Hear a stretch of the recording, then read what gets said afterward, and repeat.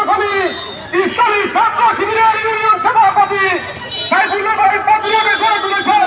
তারা এই ছোট্ট ঘটনাকে কেন্দ্র করে একজন ভাইকে তারা হত্যা করেছে। সারা বাংলাদেশে তারা এরকম তুচ্ছ ঘটনাকে কেন্দ্র করে বিরোধী দলের নেতা এমনকি মিনিস্টার কর্মীদেরকে তারা হত্যা করছে।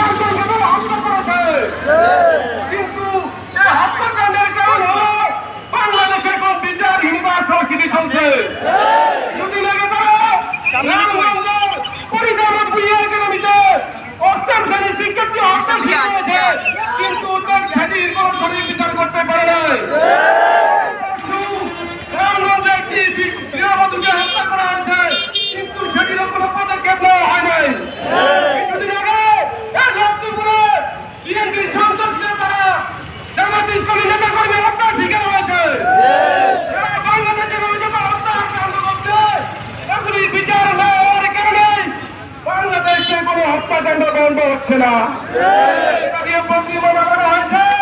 বিএনপি সরকার একটি ব্যর্থ সরকার।